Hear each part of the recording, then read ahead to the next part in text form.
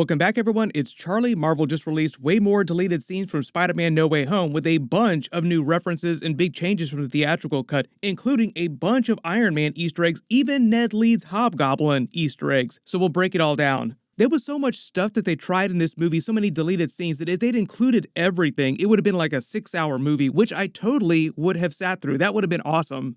If you're brand new to the channel, be sure to subscribe to get all the videos. We have Ahsoka episodes coming up in a couple weeks. I'll do videos for all those, then Loki Season 2 episodes. Of course, I'll be doing videos for everything.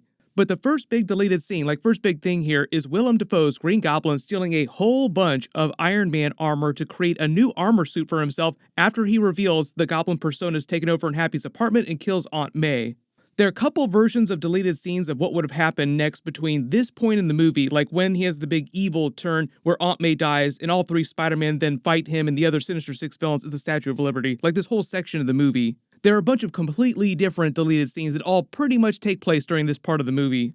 But after Willem Dafoe's Green Goblin would have left them in the rubble, he was going to fly his glider to the damage control facility and raid it for more advanced Iron Man tech to upgrade his arsenal. This was meant to be the same damage control facility where they took all the Stark Tech Edith drones, in the same place where they had interrogated Spider-Man and everyone else earlier in the movie.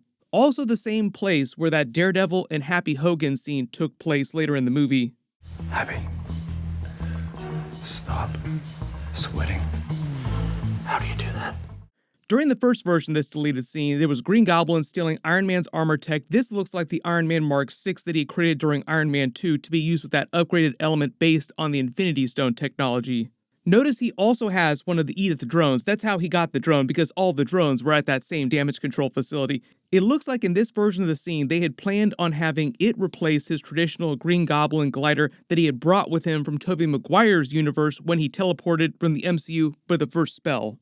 A lot of you will also recognize this is also meant to be an Easter egg for comic book Norman Osborn during Dark Reign. He winds up stealing Iron Man's technology during Dark Reign that happened right after Secret Invasion, which we just saw, to turn himself into the Iron Patriot, which they're kind of doing now in Marvel Phase 5 with some changes.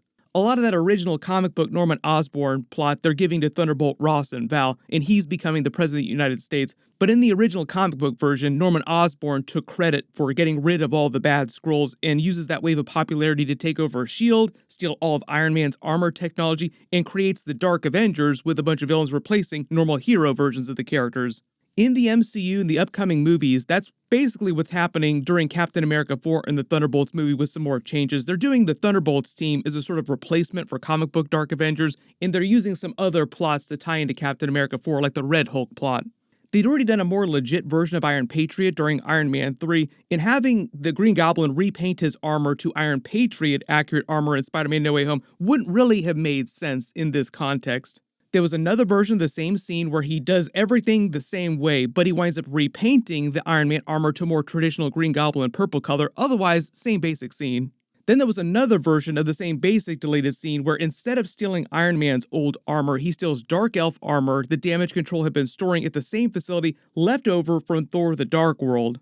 Remember, during that movie, there were a bunch of Dark Elves that made it to Earth, and a bunch of their stuff was left over. Damage Control wound up cleaning it up, and it turns out they just had a bunch of it left over from that. They wanted to use the Dark Elf helmet to make him a more comic book accurate looking version of Green Goblin. They said that was a big thing during the movie, we wanted to push him in a more comic book looking direction, and this was intended to do that. There was another version of this scene where he refashions all that armor, like the Iron Man tech, the Dark Elf tech, the stuff that Damage Control had, into something that's more akin to the design language that you saw in the Tobey Maguire movies. The next big scene was a Hobgoblin reference scene. Everyone had all these questions about them doing Ned Leeds' Hobgoblin at some point. There were even some posts from the actor Jacob Batalon egging people on, teasing people about the Hobgoblin, but it turned out he was just messing with people. It looks like during the movie, they actually planned on doing more legit references to comic book Ned Leeds' Hobgoblin. This scene would have happened at the Statue of Liberty battle, obviously. During that, Ned Leeds would have jumped onto Green Goblin's glider at some point and started throwing his goblin bombs at the other Sinister Six villains. They didn't go into too much detail about what was happening here, but my assumption is this would have been after Tobey Maguire, Andrew Garfield, Tom Holland Spider-Man knocked Green Goblin off the glider, but before Tom Holland Spider-Man would have fought him on the ground using the glider to almost kill him. At some point, Ned Leeds winds up jumping on the glider to stop himself from falling, and there are a bunch of goblin bombs left over that he winds up throwing at the other villains. Most people remember Ned Leeds as the original Hobgoblin because he was the first person in the comics to be revealed as the Hobgoblin, but they actually retconned this a little bit later and made Ned Leeds the second version of the Hobgoblin and said that he'd been brainwashed by the first version to serve as his replacement. Maybe someday they'll do some Easter eggs for this, but it sounds like they don't plan on doing a whole lot of that, especially in Spider-Man 4, because they have all this plot with Daredevil and what's happening with the Symbiote saga. I do think that Ned Leeds will be back in this upcoming Tom Holland Spider-Man trilogy, like Spider-Man 4, 5, or 6 at some point. Then there was a more funny deleted scene of Spider-Man going to confront J. Jonah Jameson after Aunt May's death in his home studio. Notice he's not wearing his mask here, and he's still wearing the older version of the costume. There's so much stuff going on in this scene, like so many different jokes all blending together. He's doing the broadcast without any pants on because this is from his studio and you only see him from the waist up. A lot of YouTubers actually film their videos this way that are on camera. I don't think I've ever actually filmed a YouTube video only wearing my underwear. Like, this seems kind of crazy.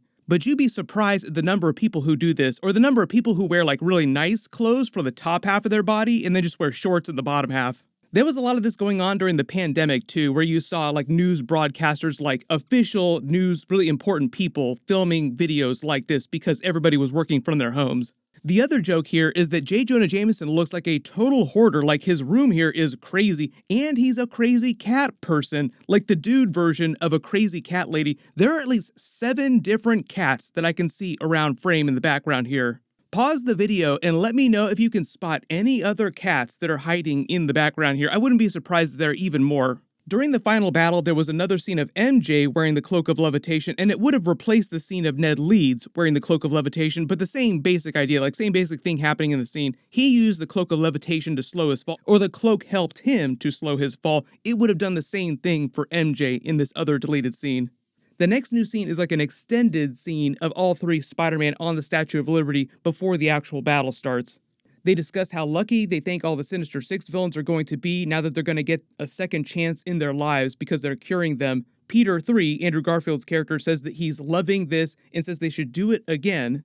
We should do this again. You got it. Just setting out the idea that they will return again during Avengers 6 Secret Wars, possibly in some other future project besides that. Because when he says, let's do this again, he says, next time let's do it without all the potential for us dying. And then Andrew Garfield, Spider-Man, talks to Tobey Maguire, Spider-Man, saying, I'll grab your number after. Talking about how they'll team up on their own separately from this. Hopefully they'll pay that off sometime soon too. Then they go into a slightly different joke about the organic web shooters that Tobey Maguire has. They ask if when he uses the organic web shooters, it's a clean release, like if it leaves a bunch of mess on him. Does he do it with his mind? Does he just think web and the web comes out? And then Tobey Maguire's Spider-Man says that he can't explain it. It's sort of like riding a bike. And Andrew Garfield's Spider-Man says, I want to see the holes. Talking about the holes in his wrist where the webbing actually comes out. Then probably one of the other biggest new scenes is the completely alternate post-credit scene. So this post-credit scene is Betty Brant on her TV show at the school reminiscing about graduating high school like it's at the very end of events in the movie. She says, it seems like only yesterday that we were starting an adventure called high school, and what an adventure it's been. During her broadcast, they show another cringy kind of funny montage of the events of Spider-Man Homecoming, Spider-Man Far From Home, some from the Washington Monument, some from their adventures in Europe with Mysterio. So like they go on all these crazy adventures, all the same stuff happened to them, but it's as if the spell has erased Peter Parker from all these events. Remember, the spell didn't erase Spider-Man, so like Spider-Man would still appear in pictures if they took pictures of him. But if it's Peter's actual face, that's what's disappeared and that's what they've forgotten about. Which is why all the Avengers characters, for instance, remember Spider-Man fighting with them during Avengers Infinity War and Avengers Endgame. But like during Doctor Strange Multiverse of Madness, they treat it like they don't know that Peter Parker is Spider-Man. They just know that there is a Spider-Man who has worked with them in the past. Betty Brant continues her broadcast talking about the events of the blip, Avengers Infinity War, ending the broadcast talking about how they'll cherish all their memories, showing pictures of them also with Peter Parker erased from all the photographs because of the spell. She ends the broadcast signing off saying, Happy graduation, go Tigers, which is also a bit of a reference to the classic Mary Jane phrase, go get 'em, Tiger. But really this post-credit scene is just meant to hammer home the idea of how exactly the spell erases memory of him, which is why he has to get the GED, because nobody remembers his school records because they were taken as records for Peter Parker himself. The other big news is from Kevin Feige, and he revealed that the plot of Daredevil Born Again will figure heavily into the events of Spider-Man 4. I have a strong feeling that, and I've said this since I started the Netflix show, so this is not a big deal, that eventually I'm going to kick Spider-Man's ass. Cannot wait to see Daredevil and Spider-Man team up to fight Kingpin, and for Kingpin to try and squish him some Spider-Man. They're going to be filming the series all this year, all the way to December, so we're going to get a bunch more scenes, bunch more of them talking about new characters and connecting with the upcoming Marvel movies. Of course, I will do videos for everything, and I will do videos for all the episodes when they start releasing them. There will be 18 episodes total in Season 1, but they are going to break the season, I believe, into 2 halves. Like, there'll be 2 cours. If you watch anime, they do that all the time. Like Season 1 Part 1 and Season 1 Part 2. But Vincent D'Onofrio recently explained that they are developing Season 2, so there will be multiple seasons of the show, in addition to these 18 episodes that they're currently filming. There's a whole bunch of stuff coming up, more Ahsoka trailers, more Loki Season 2 trailers. Of course, I'll do videos for everything. Make sure to enable alerts for my channel so you don't miss any of that. And click here for that Captain Britain and Excalibur teaser from Secret Invasion. And click here for all my Comic-Con trailer videos. Thank you so much for watching. Everyone stay safe, and I'll see you guys in the next one.